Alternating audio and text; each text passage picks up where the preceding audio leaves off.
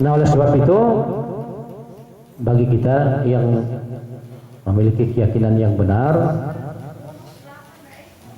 bahwa pada saatnya pasti kita akan mengalami mati, ya. Kalau kita mengalami perubahan, ya, karena kita baru. Tiap-tiap yang baru pasti dia mengalami kebinasaan, ya. Nah, untuk jasad, kullu nafsin za'iqatul maut. Tiap-tiap yang bernyawa pasti mengalami mati. Yang bernyawa itu adalah jasad kita. Jasad kita yang punya nyawa, ya. Tiap-tiap yang bernyawa mesti dia akan mengalami mati. Ya, yang mati itu, yang dikatakan mati itu adalah jasad kita ini. Ini yang dikatakan mati. Ya, karena dikatakan mati karena tidak ada lagi sifat hidup. Ya, kalau sifat hidup tidak ada, berarti kita katakan tidak punya nggak ada nyawanya. Ya, maka dikatakan mati.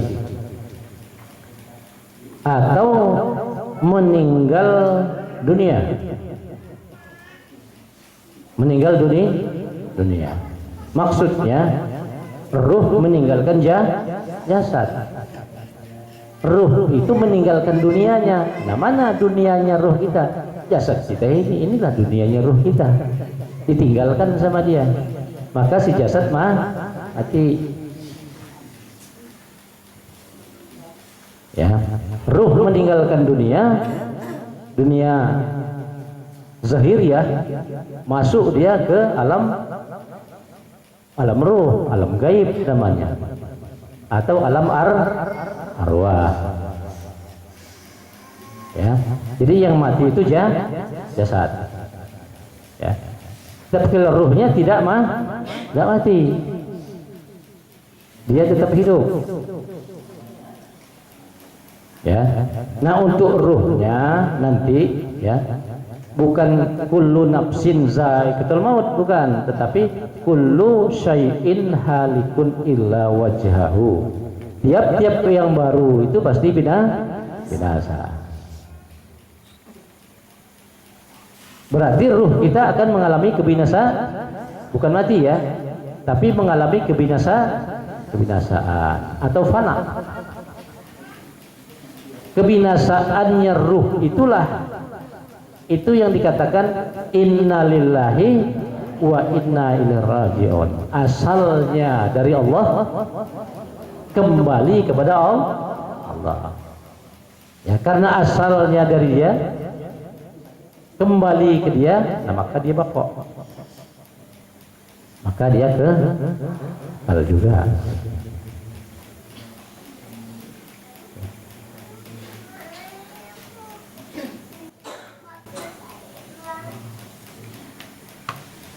Ya, jadi itulah sifat, ya, baqa'nya Allah Subhanahu wa taala.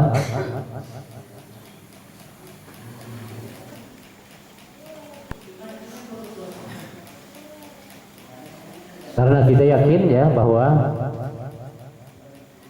tiap-tiap yang baru itu pasti dia akan mengalami satu kebinasaan.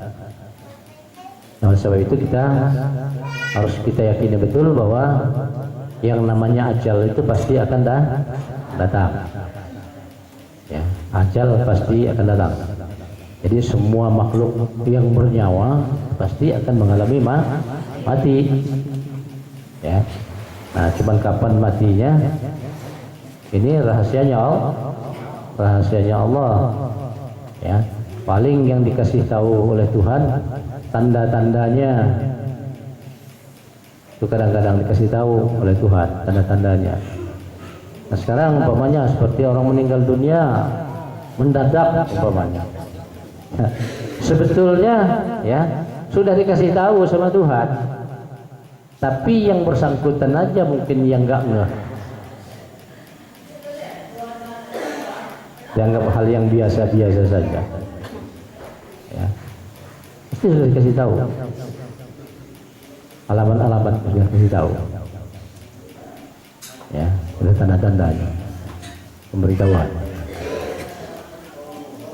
Ya, jadi tanda-tanda kematian itu kadang-kadang nyata. Ya, kalau sudah di rumah sakit napas sudah 1212 itu tanda-tanda namanya. Ya, tanda-tandanya kematian akan datang. Kan itu. Ya. Nah, tapi ada juga yang tidak melalui sakit, ada. Sebenarnya alamat-alamat itu mungkin sudah dikasih tahu, cuman yang bersangkutan mungkin, ya mungkin nggak ditalarnya, atau mungkin hanya disembunyikan oleh dia. Artinya nggak cerita.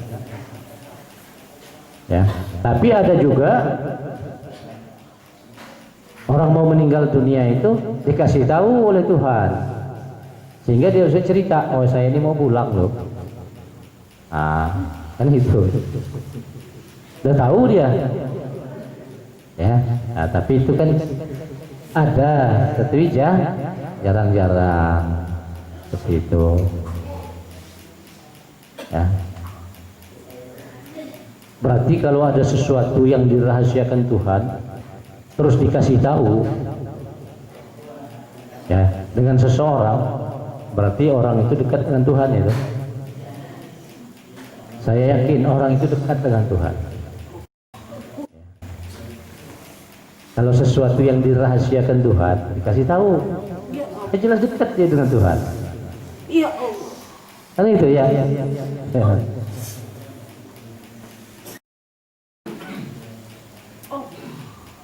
Ya, jadi nggak ada yang dirahasiakan oleh Tuhan. Ya, kenapa? Nah, karena kasih sayangnya Allah itu sudah menyertai dia. Ya, ahlinya Tuhan.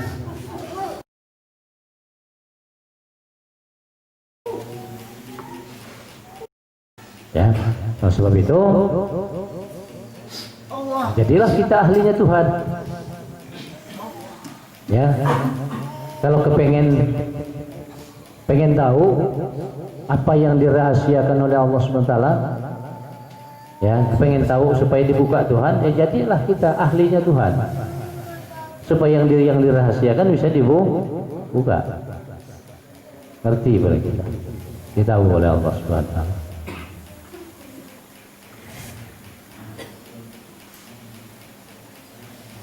Ya, ahlinya Allah, ahlilah.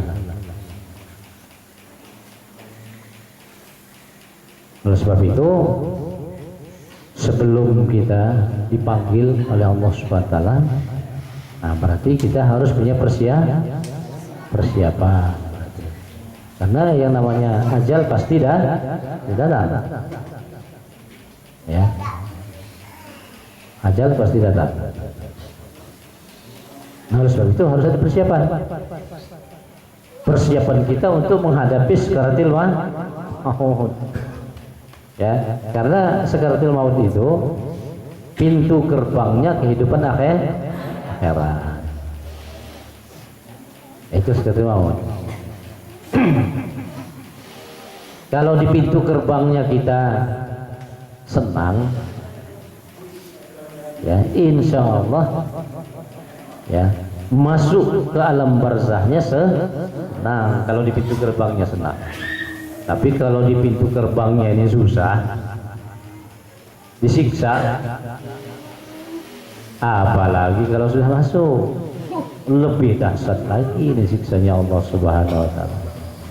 Ya, nah oleh sebab itu kita harus selamat. Inilah fungsi, ya, gunanya agama itu, supaya menyelamatkan kita, supaya kita selamat. Ya. Di muka bumi ini kita selamat, senang kita. Nanti untuk masuk ke alam barzah juga harus selamat dan senang juga. Ya, di pintu gerbangnya kita senang, dapat pertolongan dari Allah Subhanahu wa taala, dimudahkan oleh Allah Subhanahu wa taala ruhnya meninggalkan jasadnya dengan tidak disiksa. Ya, nah berarti perlu ilmu itu. Ya, kalau tidak ada persiapan, namanya meninggal dunianya umum. Ya kalau umum saja, ya udah nggak usah belajar. Mati itu pasti kok, nggak usah belajar. Ya namanya yang umum aja. Ya, kalau umum kan yang mencabutkan nyawanya itu siapa? Malaikat apa? Hah? Israel. Itu umum itu. Ya kalau mau umum aja ya sudah. Gak usah terlalu di dalamnya agama itu. Namanya umum. Tiketnya tiket umum. Tapi kalau nggak mau umum, yang khusus, ya harus didalami. Ya, jangan malaikat yang cabut. Kan gitu ya.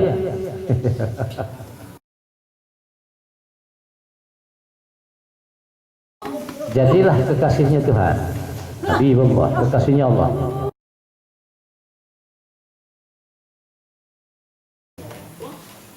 Kalau kita jadi kekasihnya Allah, yang menjemputnya itu tentunya Allah sendiri yang akan jemput. Ya, Habibullah, kekasihnya Allah. Ya kalau dia jadi kekasihnya Tuhan, jelas senangnya. Orang yang dicintai oleh Allah Subhanahu wa taala. Ya. Nah, jadilah orang yang dicintai Tuhan. Kalau nggak mau umum, ya kalau mau umum ya silakan.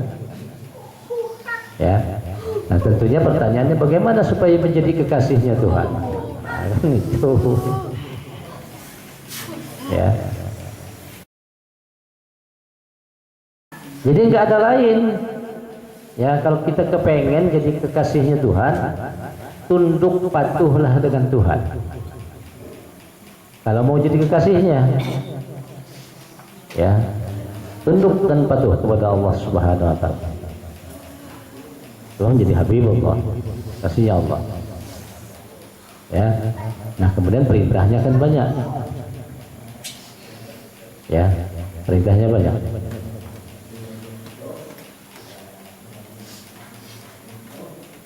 Yang jelas saja yang diwajibkan oleh Allah Subhanahu wa taala itulah ya rukun Islam yang 5 itu wajib hukumnya. Pertama kita harus bersyahadat, ya kedua kita harus sholat 5 kali dalam 1 kali 24 jam, kemudian kita puasa selama bulan Ramadan, bayar zakat fitrah, kemudian naik haji juga sudah Nah, itu yang diwajibkan. Tapi tentunya ya 5 rukun yang diwajibkan oleh Allah Subhanahu wa taala itu ya harusnya sah menurut hukum.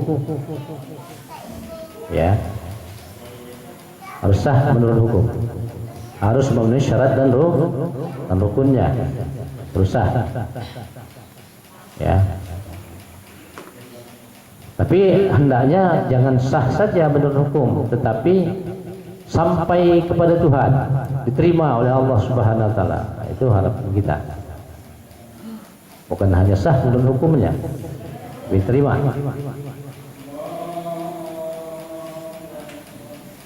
Ya. Itu yang wajib.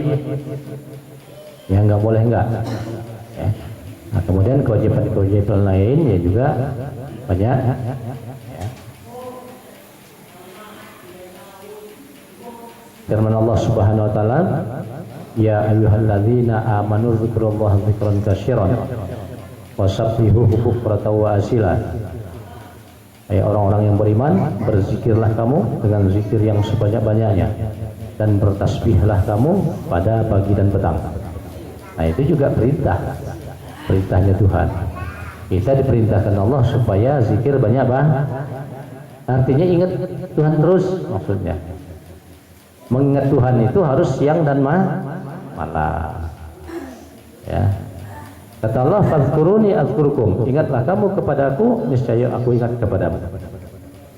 Kalau kita dah siang malam mengingat Tuhan, itu tanda namanya. Itu tanda. Tandanya dia mencintai Tuhan. Tandanya dia mencintai Allah. Kalau hatinya ini selalu ingat terus dengan Tuhan, itu tandanya dia mencintai Allah. Ya, kalau dia mencintai Allah, kata Allah ya, fadhkuruni azkurkum, ingatlah kamu kepadaku, niscaya aku ingat kepadamu. Kalau kita ingat terus dengan Tuhan, pastikan, yakini Allah selalu ingat kita.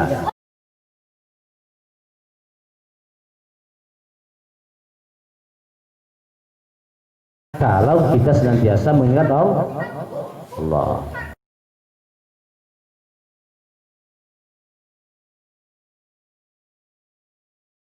Nah makanya bagi orang-orang yang mencintai Allah Subhanahu wa ta'ala, nanti di hari akhirat adalah ru'yatullah, perjumpaan kepada zat Allah Subhanahu wa ta'ala yang sebenarnya.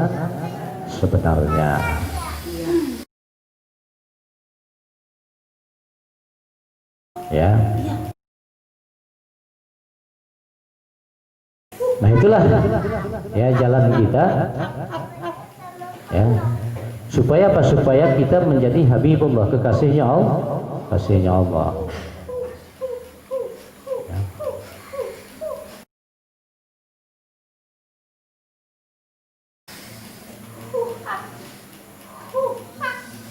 Nah itu tentunya itulah persiapan kita ya, persiapan kita untuk menghadap kepada Allah Subhanahu wa ta'ala. Ya, supaya kita jangan disiksa.